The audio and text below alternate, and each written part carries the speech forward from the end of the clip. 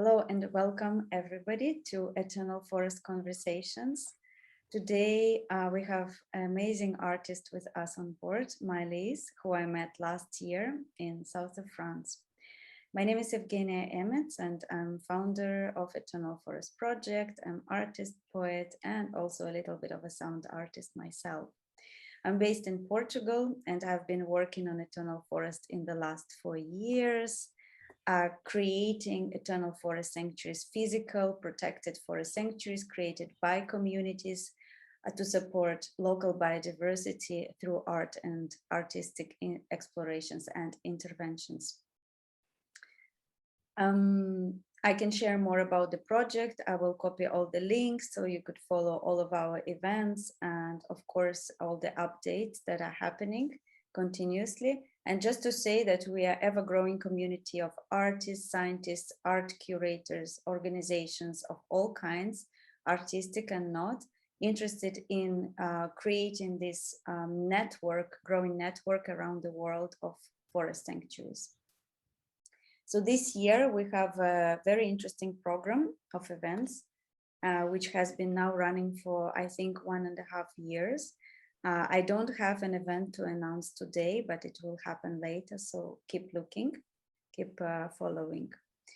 And these conversations are specifically aimed at exploring various crucial ideas around forest protection, biodiversity, nature, biophilic, forest art, ecological art, to grow community and to connect with all these wonderful researchers, artists, and activators around the world. And today I'm incredibly happy and pleased to have with us Mileece, an artist who has really incredible multidisciplinary approach, and she's going to share all about her work today. What I would like to share is how we met, because it's really wonderful. So my husband sent me a message as I was traveling last year all across Poland, and then I was going to France to We Share Festival. And he sends me a message saying, look, you really need to meet this artist. I met her online, and I think you guys gonna like each other. So we connected. I was in Białowieża Forest at this moment, and we had a chat online, and Mileece said, look, why don't you come over to south of France, meet me. We're gonna have a local event and there's lots of nice people coming, and let's connect. And so this is how it happened. We basically met in her beautiful, incredible land in south of France last year, and started talking and thinking about different things, about regenerative approach, about a biophilic design, about new, not so new energies, but the energies that really have to come into play fairly soon if we want this world to be beautiful, green, and abundant, if we want to have all kinds of beings living in the world in harmony. And also we walked the land together, this beautiful forest where Mileece also grew up as a child, and we thought maybe there is a possibility to co-create an eternal forest sanctuary there one day.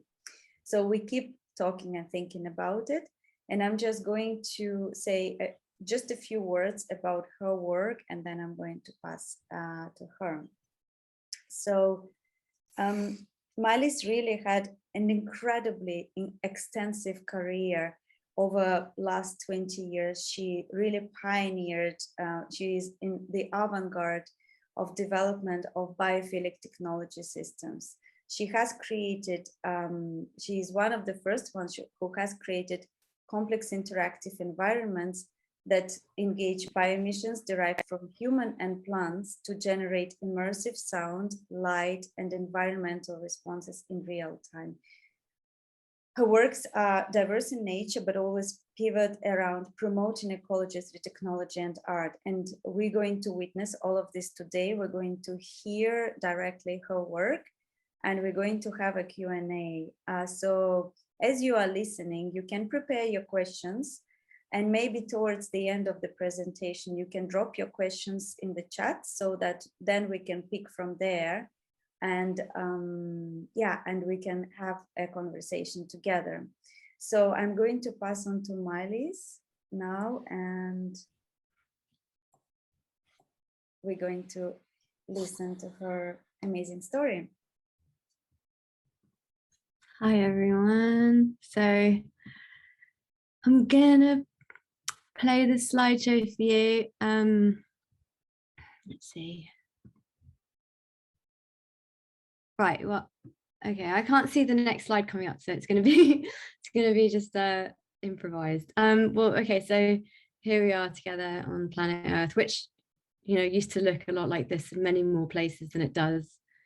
So hopefully one of the things that we can do together is make sure that the Earth retains places that look and function like this image, and we have a biosphere, and as Evgenia said, lots of different types of living creatures on the planet. I'm one of them. I was born in 1978. I don't know when I'm going to pass away yet, so who knows, but so far I've lived during the crossover between analog and digital technologies, and really seeing, unfortunately, a large degradation of the biosphere during my lifetime. These are, I keep these stats up because I originally put them together for a talk I gave at the MoMA. I think it was about 10 years ago. So it's worse since then. That's what we've been looking at for a long time, and it hasn't gotten any better. And really, the reason why I put them first is because everything I do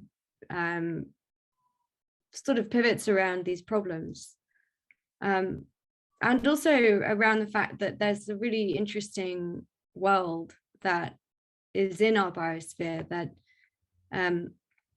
has to do with living consciousness and the way that different life forms interact and perform life. Plants are really very evolved, which is contrary to the way we treat them, and certainly contrary to the way that we feel like they are performing habitat for other creatures, which we know because we cut them down and we abuse them. We use them as resources where they have really quite a lot to share. So these are some of the really interesting things about them that we very rarely talk about, but hey, they're really interesting. So basically my work revolves around that, trying to bring out the interesting parts of plants for the purpose of making sure that we don't destroy them. And a lot of it was really from The Secret Life of Plants, which is a book that was released in the 1970s and then became a very strange cult film that was full of sort of a mix of art and anecdotal stories of people's relationship with plants, but also very well shot and nicely developed stories of scientists who working in the field of plant consciousness, which at the time was very niche. So that's me, actually, where I met Evgenia upstairs in my very old house, basically coding. You can see it really faintly on the screen as some computer code there, trying to figure out how to make a program that would maybe facilitate sounding the bioenergetic relationships between humans and plants in music.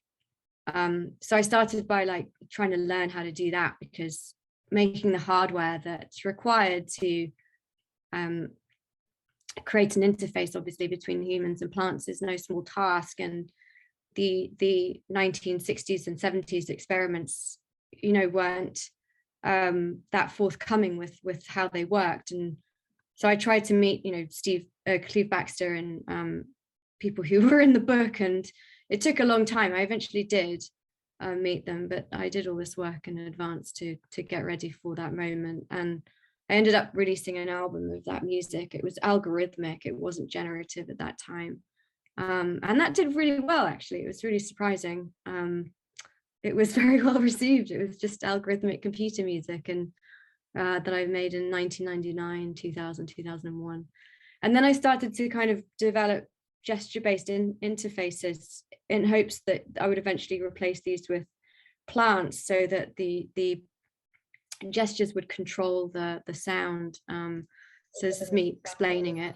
Or a bell, so people can play. And then here's a melodic line, controllable by an IR sensor.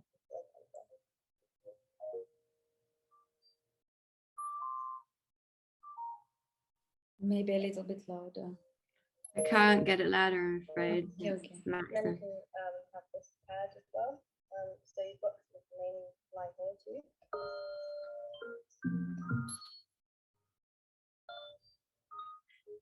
So basically just using different types of interfaces to trigger and generate the code so that it was gestural. So you can see me waving my hand around. That's because it did different types of things to the filters, and you know, just controlling the elements of sound design through gestures and movement. And then taking, you know, like this was a parcel of land that actually Evgeny has seen, which never has grown back since then. It's just now it's just that brush, and picking up pieces from it and making those sculptures into, well, those sort of gestural instruments into sculptural gestural instruments. So that piece of resin, if you take it off, there's a light sensor under there, and it releases music. And then, you know, other ways of playing that same principle of like using, you know, different sensor bases to generate the sound. This is all while I was actually, this is whilst and then afterwards, you know, since then, controlling sound with gloves and whatever. And then I eventually did an installation in 2004 with those interfaces as a resident artist at the London School of Economics. That's why these pictures are so bad, because believe it or not that long ago, pictures were all really low quality. If there were any, there are hardly any of my earlier work. And I eventually got to work with Tony Bassett, who unfortunately passed away, but he helped me make the first hardware to then change over those gestural interfaces. He obviously is a gnome. Gestural interfaces into plant generated or bio-emissions generated music. And that was the first box we made. And it was a bit based off of the stuff from The Secret Life of Plants and additional research I did. And I sort of had him create this thing for me. And then I plugged it in and sat at this desk and finally got the bio data to control the code, and moved from the gestural interfaces to organic gestural interfaces. Putting electrodes, which I used to make by hand from the fuel cells that we make, which is another story, but these are medical electrodes, putting them on the leaf, and then picking up all sorts of different stuff, unfortunately, and some of it's biological and some of it's just man-made noise, and working with that ever since, really. And then around 2006, I presented it as a public installation, and my vision of that was really to get us to go back to like the origins of Eden. But I'll this is a video of me again in, like, you know, 2006 quality video explaining how it works. It still is the same, so I might as well show you what it used to look like. So those cables come in from all of the plants in the room, and their signals are amplified in here by these machines. These were the very first tube we made ever. So there's that one, and this was the first one, this was the second one. Basically, that data gets transformed into binary data. Well, it's current, and it gets transformed into binary data, which goes into these programs. So they're quite long. These are all the synthesizers, which are all controlled by the plants. So all of the MIDI controller here, those are how the plant actually inputs into the synthesizer, and then all of those variables get used inside of the synth itself so that the plant can control all of the aspects of the sound design. So when I come here, I'll just install them and calibrate all the equipment to the plants so that they behave correctly and they react to touch. These are the signals coming from the plants, and if someone touches them, this one, these two there, then you get a significant change, because those two are EEG channels, which are taking the actual bioelectric current from the plant directly as a current, and then these ones that are moving are GSR. So that kind of gives a basic idea of what it was like. And then that was on the other side of the wall. So those were the plants that were connected. Basically, we built a massive canvas and turned it into what I call soniferous Eden. So you'd have to take your shoes and socks off and walk in the soil. And it was all quite immersive. People, I don't know. I used to use that word immersive installation for it, and it was not common back then, if used at all.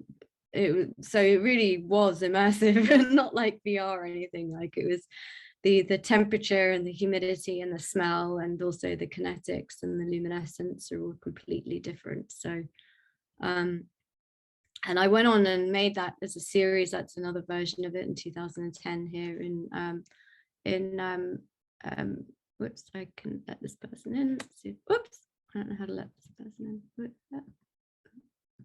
Right, if someone wants to come in. Okay, never mind, can't do it. Whoops. So anyway, so these are pictures of like what it looks like, you know, very phantasmical, kind of a little bit like you know, Avatar, but before Avatar.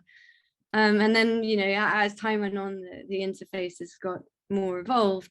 So that's like many different channels with a new way of looking at them. Then again, a new interface, so just evolving the interfaces so that there's a graphical interface, because otherwise doing code was a lot. And then of course developing the hardware further, so a digital hardware, so moving on from the analog that used to be, which was really I don't know why it's clicking at me, hang on, whoops, I can't, sorry, I can't see my cursor, and there's a big chat. Do you guys see that chat right in the middle of the screen? I think you can remove it. I actually can't see my cursor, so unfortunately, maybe let me see if I can exit. You can actually. Yeah, okay, here we go. I'm just going to do that. You can just close the chat. Okay, so yeah, so then just all sorts of like other types of interfaces, you know, not just plants, but organic ones. So this is actually an interface, even though it doesn't look like anything, it looks like a twig. So I've done it all sorts of, you know, all sorts of places. That was we were just looking at this Natural History Museum in LA, and then this is like, you know, pop-up for a forest conservation nonprofit in Los Angeles. And then in galleries, just sort of everywhere possible, festivals, just schools, you know, wherever, everywhere. And then presenting the works as performances on sort of elaborate stages, and, you know, playing it for people, but then mostly really allowing people to play it for themselves. So normally I'll put together, you know, a performance like this, for example, which is fairly elaborate technologically and quite difficult to do, but then I'll just like let everyone come up and play it themselves. I think it's more interesting, even though, like, unfortunately, like, performances get a lot more people than installations do. So it's better to have a performance, then everybody comes and then you can let them have a go at it. I just don't know why we have we love to idolize people in our culture. So if somebody's on stage, you know, everybody's like there and wants to idolize them. I hate that. So I'm like, okay, I'll do it just to lure you in, and then I'm going to go and you can do what actually you would prefer to do, which is have a direct experience yourself with each other. I think that's more actually our human nature, but I think we need to remember that. Anyway, this was organic orchestra, which I really loved. This was actually controlling the orchestra's information from the plant. So I would touch the plants and it would generate the sound that you've heard a little bit of, and at the same time it would generate the score for the orchestra to play along. So it was really beautiful musically, actually. So that was a performance I did. See, so a lot of people come to performances. They're always sold out, but then you do installations and not so many people come. Anyway, this is another, so sort of moving into like visuals as well, because you can't always do sound. So this was it doesn't have a video, but that kind of just was in Shanghai, like a visualization of how the bioelectrical currents move through LEDs. So obviously, like the biosphere and plants and everything have a very positive effect on our psychology, because we are basically the children of plants. So it's really, when we say mother nature, it's it really is a mother. It's also a father, but so parent nature feels good. So making places that have more nature in urban environments became like obviously central to like the work I do, moving on beyond just doing performances and installations and stuff, and really building these environments as part of like the cultural makeup, physically and also pedagogically. So I started building domes. This one's in a school. The outdoors was there's a native, I replanted, that was all dead grasses. That's all native garden that I did with the Natural History Museum head gardener out here in Los Angeles. And then on the inside, it was fashioned on a Madagascan rainforest. And then there's a bunch of interactive elements in it and some actual living ecologies. So I call these hybrid ecologies.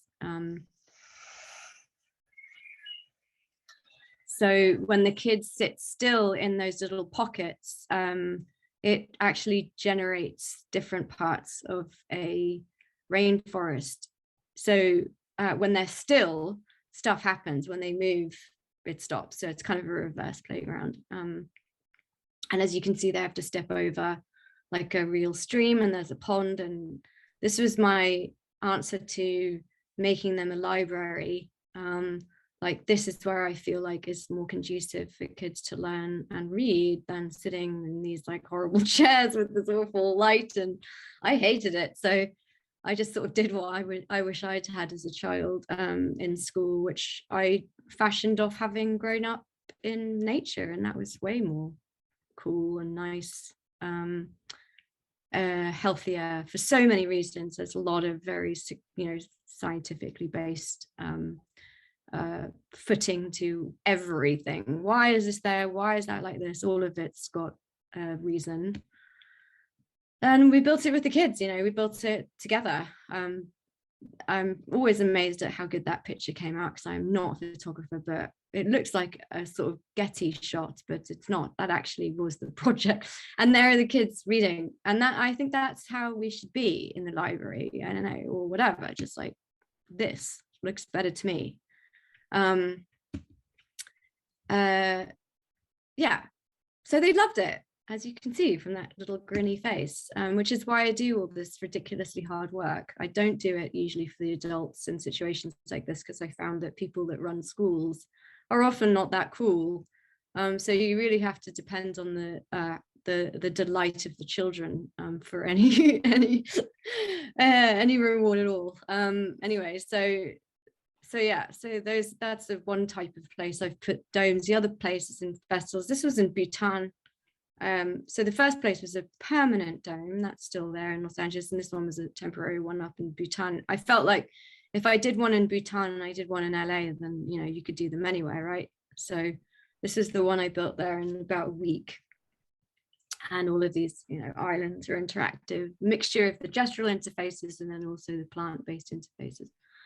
And some Bhutanese kids really enjoying them. Yeah, and then in buses too, because a lot of people they can't access these things. They're not able to travel, or kids can't go places, and adults can't go places because they've got work and this and that and the other, and there's a lot of nature deficit disorder going on, which can be attributed to the explosion in ADD, ADHD in children. And so, put it in a bus and take it to kids where they need it, and adults.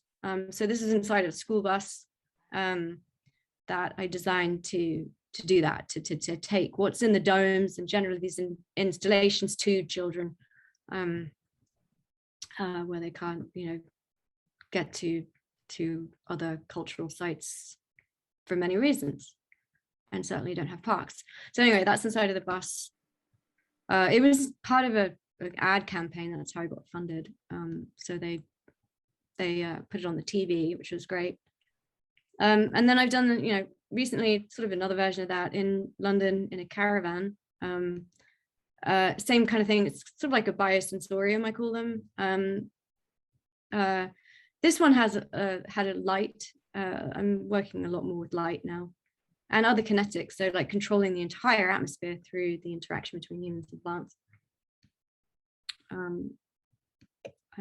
Some video of that. So so now sort of when you touch them, it's not only sonic, it's also visual, which is a really nice combination. Works well. People, it's just more, immersive, and it's pretty. So that traveled around London. It went to, again, the same sort of thing. It went to senior citizen centre, it went to schools, it went to the outside of a tube station, and everybody got 15 minutes, and then it ended up at the Tate as part of their weekend programming. So just trying to get the gamut of gamut of culture, so it's not just relegated to exclusive museums or rich schools or something. And this is what it sounds like on the inside. All of the nature sounds are triggered by your interaction. So depending on what you do, like certain birds or certain insects and wind sounds and so on and so forth are triggered. It's all spatialized, so it's quite difficult to hear it on stereo in a way. It's not the same thing. And then all the electronic sounds are the sounds between the humans and the plants that change and shift through moving and just general like livingness. It's very subtle, and then also very dynamic depending on what's going on.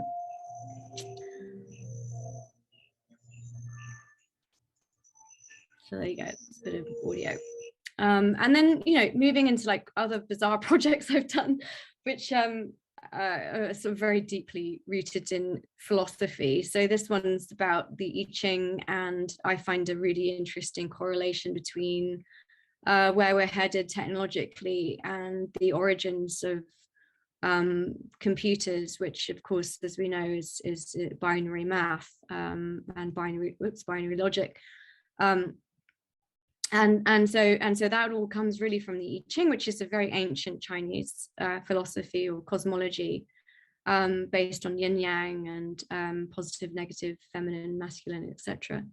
And so this lingua franca computing is actually this cosmology is a nature-based philosophy, and so it has an aspect of divination to it that's often done with coins. You can see there's two little coins there. This was the prototype I did in China, and essentially what I've built is a way to interface with the divination aspect of the I Ching, but through plants instead of using objects. So it used to be yarrow sticks, and then it was coins. And honestly, the I Ching is a very, very complex and very deep matter. So we won't go into it. If you want to know more, I have a different presentation that explains it, which is online somewhere. I'm sure if you do I Ching Mileece, it'll come up. I haven't watched it, so I think it explains it. Anyway, so it used to be touching, and then COVID, so then that was moved over to non-touching, and you just hover your hands around the plants. But people can consult it. This couple wanted to know whether they were going to split apart or not, and so they It was bizarre. They were like, well, we'll consult it to see whether we're going to stay together, and literally they got the hexagram, which is the sort of written out part of the I Ching that you can use divination to access, and they got splitting apart. So it's pretty weird stuff. Anyway, this was the new version of it I just did last year in Zurich, and you know, you had the QR code and all of that. And in a way, it's a microecology, because this thing, this sculpture that you see, has an interface for plants in it, but it also has fans and lights and everything to keep the plants alive. But that's also part of the I Ching, because the I Ching is, you know, about elements and nature. So it's a sort of hybrid thing, and I use acupuncture needles now instead of electrodes. Anyway, so aside from all of that, I also do music, obviously. I've scored things using the recorded plant music, which, you know, okay, I use that term loosely, plant music, because a lot of it's, you know, the interaction between humans and plants, really. And a lot of it's trying to, you know, tease out really difficult to get to bioelectrical energy, which is really not, it's very evasive. It doesn't really want to be put into a computer. So anyway, and those I call them linear compositions, so they're more like musical things, but I very rarely get to do this unless I'm commissioned, and I just don't usually have the time because the production on everything is so huge. My creative part of my work has suffered somewhat, but anyway, this was Ocean of Air, which was a VR piece by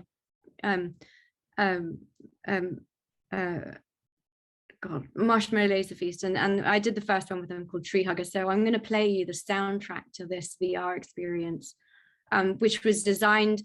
It's a story, you know, it's a story of the VR. So the composition takes you firstly into a forest landscape, and then you kind of go up a tree and you can hear it do its physiological pumping and vascular systems flowing, and then you're in the canopy.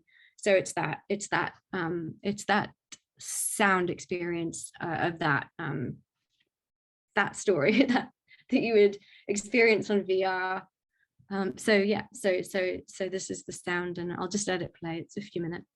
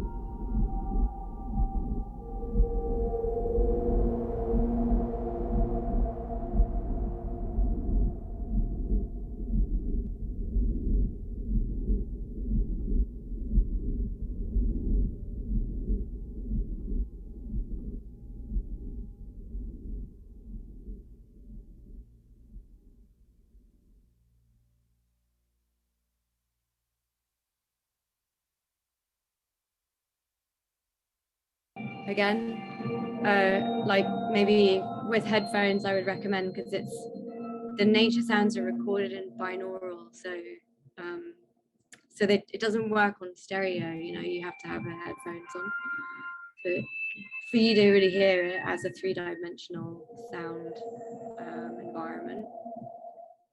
Anyway, but yeah, so that was that's the Ocean of Air soundtrack. So, you know, it's a different type of composition than I would make if it was just a composition. It's, you know, around a visual story. So there's some parts of it that you know, make more sense when you have a visual. But anyway, it has I think it has a lot of the sounds that people liked in it. There was definitely some wind sounds. I know that there was wind sounds from a mountain, and I've forgotten the name of it right now. It's a really beautiful kind of like Atlantic like rainforest up in Costa Rica, and it was night, so there was some night wind in there with some of the nightlife in that forest. Oh, I can't believe I've forgotten the name of it. And that was mixed in with like I think there was some wind from off the coast of Newfoundland in Canada, and some cicadas from upstate New York, and some birds from Ecuador in there. You know, it's supposed to be the California sequoia, but I never got the budget to go do that, so I used what I had. And that's what that soundscape was. Anyway, so that concludes my presentation. Thank you for your kind attention, everybody. Thank you so much. This is so rich and so wonderful, and I'm sure that everybody who has a link today, please keep it to yourself. Don't download and don't share. But also, like, maybe when you go to bed today, maybe you can just put a really good pair of earphones and go to bed with the sound. I personally, unfortunately, never ever managed to see the installation. I had one chance in Barcelona last summer. They had like a small room for this installation, but I could not, because it was like really difficult in with the COVID regulations. Now COVID regulations are shifting very quickly, but at this point it was still difficult, and they said it's completely booked out. But I was like, oh no. But I think we'll have a chance, because if I understand, this keeps traveling around, so hopefully we'll have more chances. Yeah, people are saying that it's really beautiful, so I'm really happy we managed to play you like a really good quality sound. Yeah, so maybe Mileece, first of all, thanks so much for this beautiful presentation. It's like every bit you show, every slide you show, it's like needs more time to unpack. And of course, all of this work is immersive, is interactive, and yeah, we just need really to experience it, as opposed to just yeah, it's kind of good reference to have. So next time, I think people would see a show coming up, they can share with others, so they can just go and kind of see it themselves. So people already have lots of questions. I'm gonna quickly, maybe kind of as somebody who is hosting, ask you a couple of questions. We actually do have nicely, yeah, we have half an hour, so we are totally comfortable with our Q&A time. I think the first question I wanted to ask you is, all that work that you put towards creating those interfaces, connecting with plants, I would love to ask you and to hear your response. What have you learned over these years about plants? I know that you showed a couple of slides right at the beginning, kind of your takes on why plants are important and what are they for us, but just like that specific work of kind of tweaking things and building things and making successes and failures and listening to the plants through this medium, what have you learned about them, and what do you keep learning?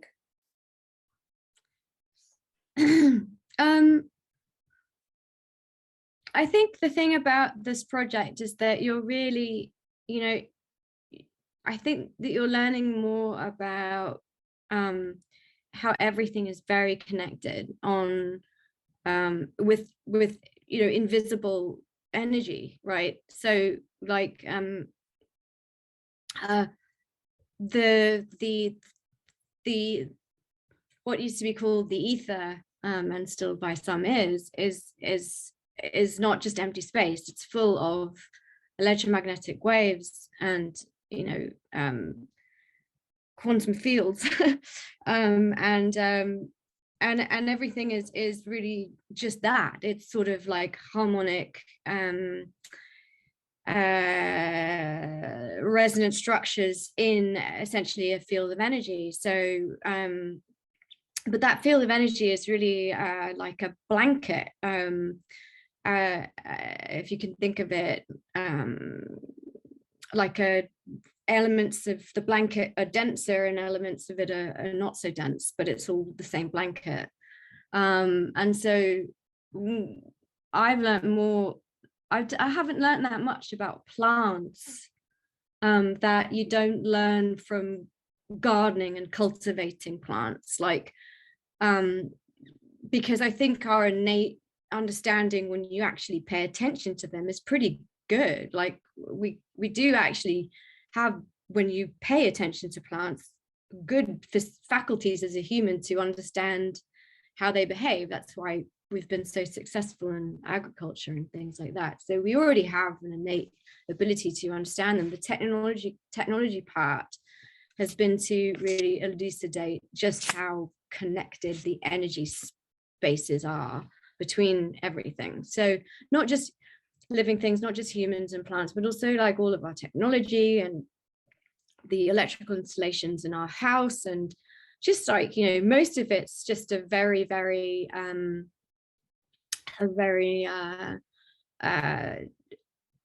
uphill battle to try to get rid of the electromagnetic radiation that is everywhere from our electrified world. And so, you know, yeah, unfortunately, like, I don't feel like I'm in the capacity to explain more about how plants are, because I don't have the sort of science, the rigorous like Faraday cage and things like that you'd have to really make claims about how they operate. So most of what I can do is just say that, you know, there's no dividing line between things that we think that there is. Like, you're not divided between yourself and other people. You're not divided between yourself and plants, and you're not divided between yourself and the wireless chip on your laptop and nor are the plants. So like, basically, you know, everything is this swimming pool of energy, and finding where, you know, certain correspondences are is my job, and it's hard, and I don't like to make claims. Even saying it's plant music, I think, is something I said sort of when I was younger, and you know, I say it's plant human music now, or it's bioenergetic music, more than that even at this point. So I've refined how I do my practice, both hardware and how I think of it, even actually over this time. Though I just always go back to the quote by the quote that says an expert is someone that knows how one thing goes wrong, all the ways something goes wrong. Was Mark Twain said that. So I feel like I'm that kind of expert. I know how it doesn't work better than I know how it works. But knowing how it doesn't work is quite a lot in this field, because you can see well other people coming up into this world of like plant interfaces, and they don't know that what they're doing isn't what they're doing. So so at least I know that, But yeah, unfortunately, I don't have any very elucidating information. I think, you know, the wonderful thing about being as an artist is your job is really more of a questioning, right? And then the scientists come along and do the answering, or the next generation comes along and does the answering. But certainly when I started, the question of this was already, you know, people took offense to it. I mean, my work was, for the good first 15 years of my career, offensive to a lot of people. So, you know, yeah, just getting the question was enough. Having an answer, you know, having an answer is a lifelong work sometimes. Exactly. I mean, I know that I tell you what hasn't changed is that I know that it's still a good question, you know, after all of this time. Wonderful. Thank you. I want to ask a question about your place and your life in the south of France, where I met you, and that beautiful piece of land which we walked. And I know where you walked many, many times and ran through the forest and did lots of beautiful things and played, and now you're hosting other people. So I want to hear a little bit about, for you to share with others also your vision about this place, what you would like to achieve there, and how do you feel art can play a role in it, yourself and other artists as well. Yeah, well, I mean, what I didn't talk about at all was the work that I've done in parallel to all of the plant stuff, which has been in what I call biophilic technology, because that's such a huge topic and it's a really big thing to get into. But in brief, the parallel work to all of the installations and the plants has been in what are known as fuel cells. I don't call them fuel cells because there's lots of different types of them, but essentially they create energy from hydrogen. So they generate electricity from hydrogen. I call them moon cells for various reasons we won't get into, but anyway, we design and build them. We don't manufacture them, but we do all of the work to evolve the technology, which is very old technology. It's been around some hundreds of years, and it's based on the very simple premise of combining oxygen and hydrogen to make water and electricity, and so that's obviously a very important thing to do in this world, and since my work is in technology, I require electricity to do all of these ecological works, and frankly, you know, doing them isn't sufficient. One has to also look at how they're done, and so of course that would include how the electricity is made, and therefore it engages the moon cell to a very large degree. And in that capacity, the house that we have in France, which is a very old decrepit farmhouse, is the home to where we do that, and we work in a very odd capacity in this modern world where our agenda is not corporate or commercial, it's collaborative and community oriented. And funnily enough, we don't really want to go and buy private jets and yachts and stuff. We would just like for people to have access to clean energy and be able to get rid of methane and the other types of very noxious wastes that we have, that we produce in our human world, which are causing the collapse of the biosphere. And so putting those together is a vital thing. And as an artist, I get to look at doing that in more of an experimental way outside of industry and outside of some of the standard practices that are required for the commercialization of technologies and also infrastructure. The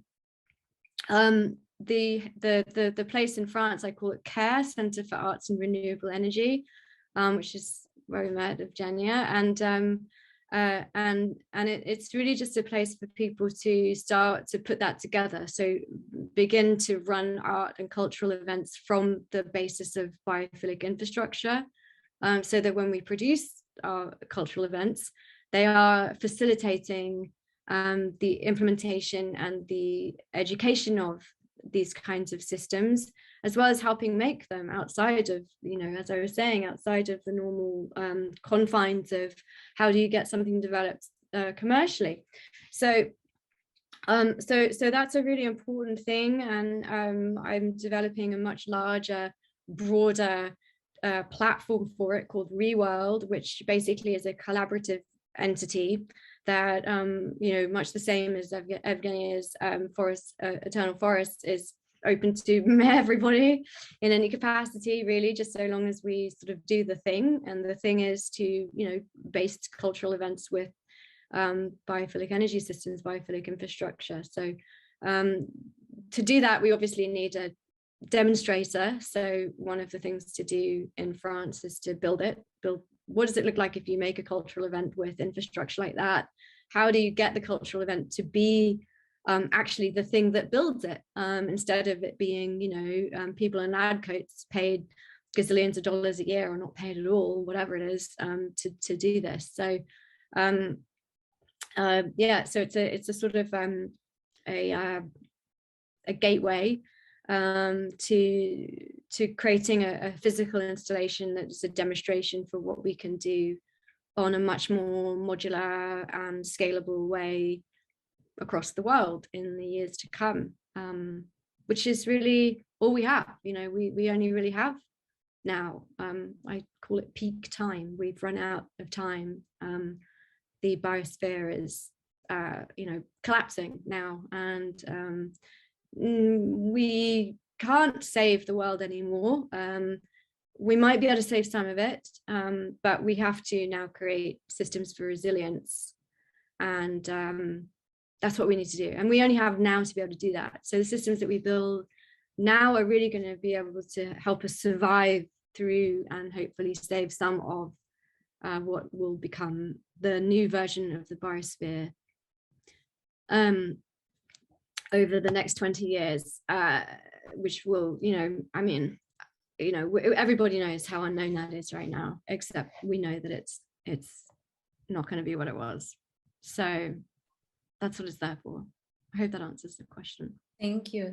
Yes, it does. And how would people connect with yourself and this project? And also, how could anybody who is watching this video today or afterwards, when they hear about it and they say, actually, I would like to support or contribute, how would they do it? It's a good question. I guess for now, you could just email me. We've got a website which is care.earth, care.earth, and you can, there's a contact form there, and we have an email, so you can email us there. So that would be on the care list. And then if you are interested in, you know, anything other than that or whatever, there's my website, which is mileece.is, and there's an email on there. I think it's hello. I'll just type it. Oops. Hello. Yeah, so either this or it's care.earth simply, and then there's a connection, you know, porthole. Fantastic. Thank you so much. So I think I'm going to let others ask questions, and maybe I'll pick a few things from the chat because I'm looking at it right now. So there are some very straightforward and simple questions, and some kind of are more open, and we still have another like 20 minutes. So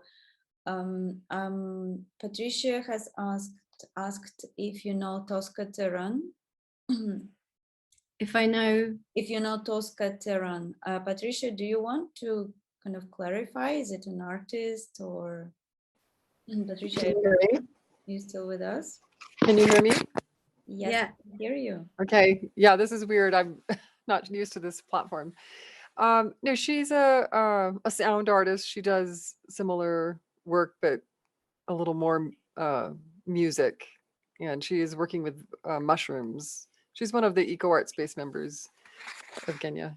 So Patricia, just to clarify, Patricia Watts is the founder and director of Eco Art Space, which is this amazing platform based in the US, but it's an international platform. I'm on this platform, probably a few other artists who are here Yeah, and it really is connecting a lot of different subjects and themes. And there is amazing, beautiful events like monthly tree talks, and now we have soil dialogues, water dialogues, and plastic dialogues towards creating new projects. So I guess, I mean, the chat will be saved, so everybody, including yourself, could check it afterwards. Yeah, I'd like to make another comment real quick. Do you have time? Yes, go for it. Yeah. So Mileece, I have been working as a curator since the early 90s and was very interested in installation art at that time, was when it kind of became a big thing. And so this idea of immersive has been kind of the way I have seen. In fact, that's how I saw Eco Art Space when I came up with the concept for this Good. place where children and their families could learn about the principles of ecology through immersive environments created by artists. So that was in 1997. I came up with that mission.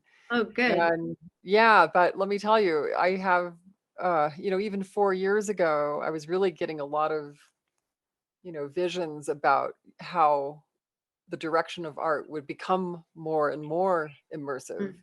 And it looked like we were going that direction, and a lot of, technology has made that possible. And then COVID hit, and then we were shut down. And of course, Zoom is obviously a technology that's kept us connected, but that physical, spaces that you are creating is exactly what I, saw as how we would, the direction that art would go. And I mean, I'm assuming that kind of nature environ that you created in a dome was fairly expensive to do, right? Oh, no. No? Not Okay. really, no. I mean, compared Okay. to the budgets that are out there, no, it really wasn't. It just Okay. requires a lot of hard work. Yes. Labor. That's what I was thinking. Yeah. Yeah, it looked labor intensive, but it was gorgeous. And so, yeah, I mean, it wasn't expensive because I did it. I did most right, of it, and I did it right. But myself. if you had come up with a budget, I it have would got a have, budget for it. It's still not that expensive. I mean, I've got no. budgets. I've got lots of budgets, but compared to like a lot of budgets that get thrown around, it's not that Yeah. much, Right. Yeah. Well, so yeah, because I met with a museum director yesterday and an artist, and we were talking about creating an environment where people coming out of the pandemic are, it's kind of an awkward space now that we're going to be face to face without masks. Like it's going to be a transition period probably for the next year or two, to kind of re-emerge in a new way. And so, yeah, I think spaces like this are super important. And yeah, I would love to create opportunities for work like yours for sure. Thanks. Yeah, this dome project I started a long time ago, but I think as you would have known, starting in the 90s as I did, it was very, it was really not, it wasn't really easy to do. Like, people didn't want to do it. They didn't like Oh, ecology back then. They were really against it. It was bizarre. People were like, hated it, even the project I did at the school, literally the administrators said to me, I hate this project. I hate yeah, this because it puts a burden on, it puts responsibility on people, and they're pushing that Exactly. away. Yeah. Yeah, And they so didn't like that at all. now with the fires, with all that's happened, they can't turn away from it. And so we have to make Yeah. sure that this work just keeps persist, like Right. do Yeah. not go away.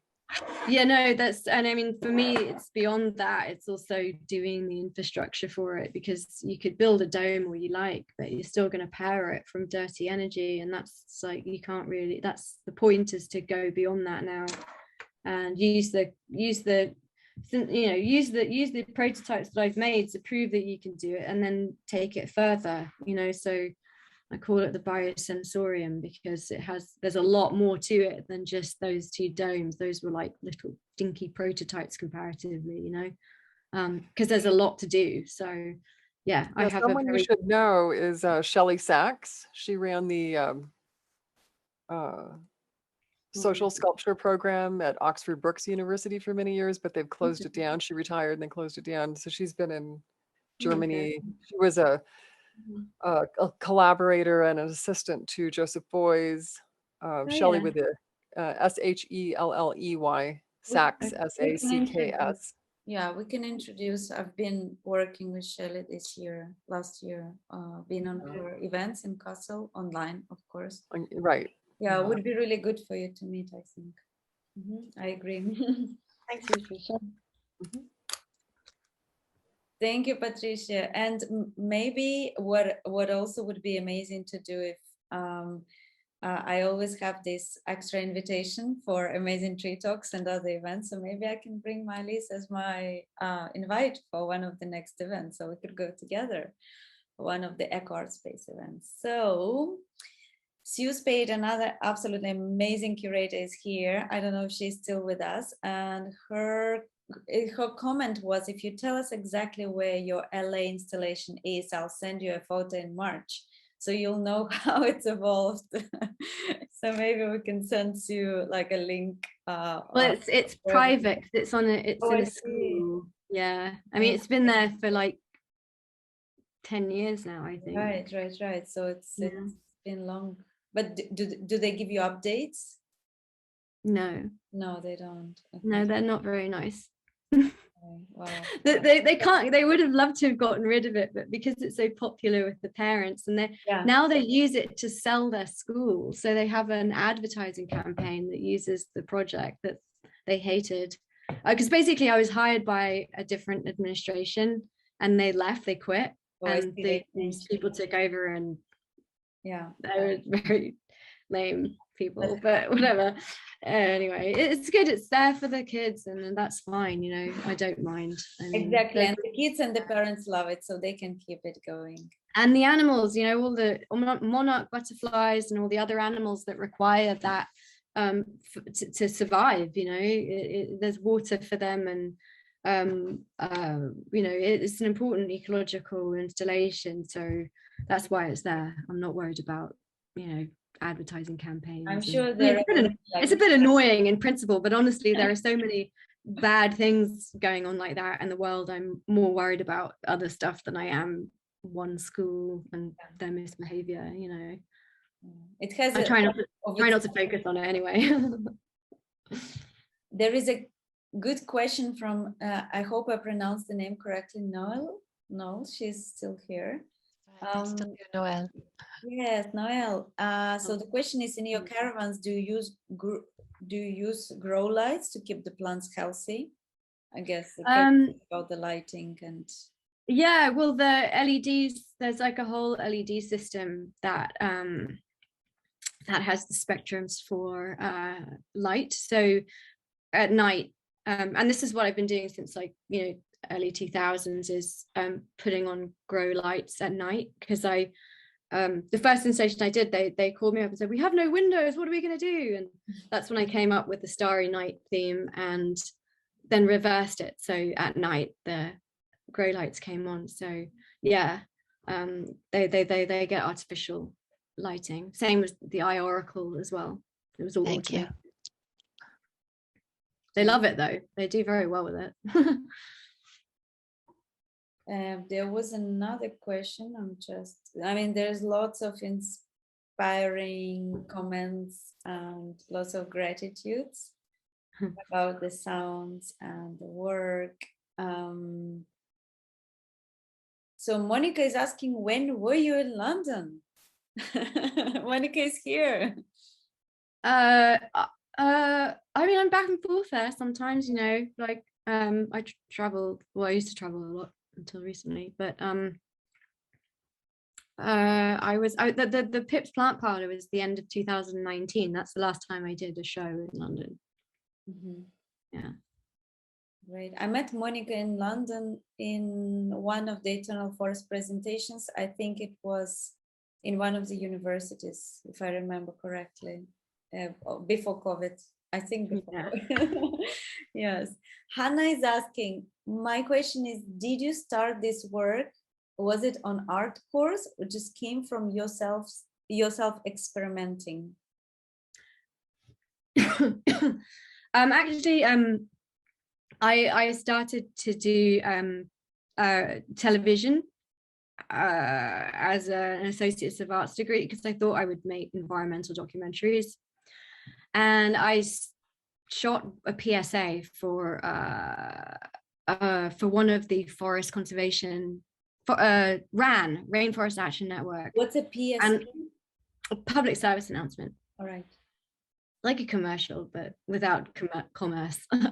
And I realized that there was no way I was going to be able to communicate what I wanted to communicate over television. And I'd have to develop a new form of media is what came to mind. And I think at that time I just turned 18. And I was like, I have to invent something new that's more that's visceral, because this is not visceral enough. It's not going to work. I'm never going to get funded to make like environmental documentaries about like extinct animals. I mean, it's just never going to work. So it was like a process of like art school. I've never been. I went to Sonic Art School, but I also didn't really stay because I haven't had a great relationship with institutions, I guess. I ended up going off by myself and making that music that got onto that record, and then I became an artist in residence, and that's when I developed some of the hardware. But the concepts I think came up really when I was really young, like the dome, for example. I have seen that in my mind's eye since I was 19. So I'd say 18 I was like new thing, 19 I was like domes with interactive plant thing came when I was like 17, and originally I thought it was going to be holographic plants, and then I found out that they could be real. So it's been I did most of the work I'm still doing today like when I was a teenager. The interactive plant stuff, the coding, the vision of like immersive dome, the thing that I'm doing with the domes, which is, the dome's just the architecture, right? So like what's in it is really the important stuff. And so all that, and I'm still working on it. I'm not even halfway through. Beautiful. Well, that's a good thing, no? So there is 2 questions, one from Vicente, another one from Jenny. They're both here, I think still. Vicente is here, correct? Yes. So I'm going to ask a question of Vicente Amoros. Listening to the ocean of air soundscape, I was thinking it's like something is about to happen. Do you think of yourself as a storyteller? Question mark. No, not really. I get annoyed with the storyteller thing, actually. I think it's like, I'm probably going to make a lot of enemies saying this, but it's used a lot in our culture. Like this idea of storytelling is thrown around all the time, and I kind of question that in some ways, because I'm like, do you have to tell stories to perceive things? And I don't know. I mean, do we need to tell a story? Like, do we have a story? You imagine it's like the beginning, a middle, and an end, right? And I don't really know whether you can know life like that. Life, it's like, well, we don't know where we came from. We kind of don't even understand what like the living thing is, and then we die and we don't know what that is. So what's the, how can you tell a story about something that is incomprehensible, right? No, I don't feel like I tell stories because I don't know how to tell a story about something I don't understand. The only thing I feel like I do is facilitate people's innate connection to nature through technology and art. That is what I do. That is literally my job. It's like I will use art and technology to make a situation where our human normal relationship with nature is remembered and enhanced, and hopefully then carried on without the use of technology, because we shouldn't need it. It's just there to remind us. So no, but I mean, as I said, with regards to the ocean of air thing, that is a VR experience that does have a storyline of you traveling up a tree to the canopy and then you're just up there and you're breathing and you're doing this interactive stuff with particle physics to see how, or at least they say, see how, you know, molecules of air are made, and the ocean of air, which is our atmosphere, is through the transpiration of plants, which is an open-ended, again, not a story. It's kind of, that's just a happening. It's a phenomenon. Sure, it has a beginning. What's the end? I don't know, maybe humans, but I don't tell that story. It's just too complex, I think. Thank you. So finally, question from Jenny, which I really love this question. What gives you hope, Mileece? Oh man, you know, I don't work with hope. I work with this, right? Because people that do, like, if you work in renewable energy, which I have, and I don't use that word anymore because it's corrupted. You know, it's really tiring, and the thing that when you really push to the limits of you know, your ability to continue to push, right? The question that comes up for me is, can I live with myself not trying, right? When I die, can I be okay with dying as someone that didn't participate in trying to push through what at least I have come to understand is a rightful state of nature of our planet and our humanity? Like, can I not do that work? Because I don't want to do it today. I'm so upset. I just beside myself. I'm depressed. I'm all this stuff, which I think is totally natural and normal if you're doing anything in this world on those subjects. And that's what I come up with. Like, can I stand to not do it? I don't know if that's hope. It's more like, you know, living with oneself, right? You know, yeah. Sorry. It's not hopeful. I don't have much hope. I don't think hope is like, it's sort of like, it's not part of the story. Because if you pin everything on hope, all you'll have is your hopes will be dashed and dashed and dashed and dashed, and then you'll be no hopeful, and then you can't operate. So I do it the Stoic way, like everything's fucked, I better try anyway. That's kind of how I look at it, you know. Vicente is saying it's responsibility, ethics versus hope, perhaps. Oh yeah, I mean it, yeah, for sure. Yeah, I definitely feel responsible. I'm an educated person. I'm not rich, but I'm comparatively wealthy to most people on this planet. And I'm operating in a modern world. I'm responsible, you know, and I'm a hypocrite.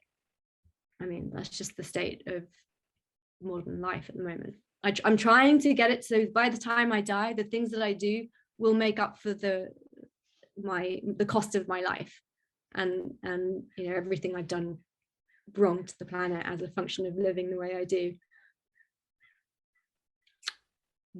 Thank you so much. How do you feel now? Sad. It's sad, you know. It's like, you know, it's a sad, we're in a sad place, and we're also in a very exciting place, you know. It's just, but it's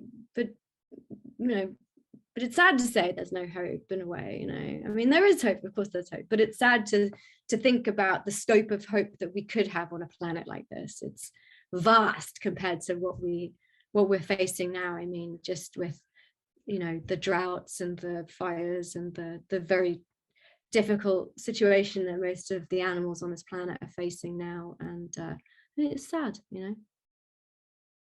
There is a very beautiful Buddhist saying, and it's been picked up by several people, and specifically Joanna Macy in her own way, in her own work, writing, and all the work she's doing by teaching, beyond to be beyond hope and despair, to be beyond both of them, continue contributing, working, being active.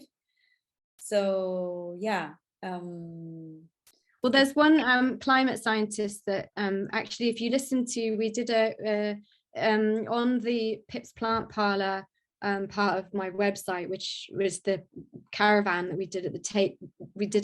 I hosted a talk on a radio called Resonance FM, and on it I had a friend of mine who was part of the organizers of XR, and he said, so you can, I'm saying this so you can, he knows the woman who said it and I can't remember her name. She said, there's no hope, there's only courage. Very good answer, I thought. Thank you. I can't remember her name though. Thank you so much. And thank you everybody who came today. I'm really, really happy to see your amazing faces. And thank you so much for contributing with your questions, with your presence, and staying with us. I enjoy the sonic moment tonight.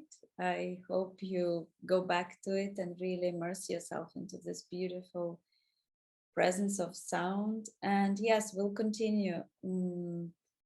I know that there is a lot to do.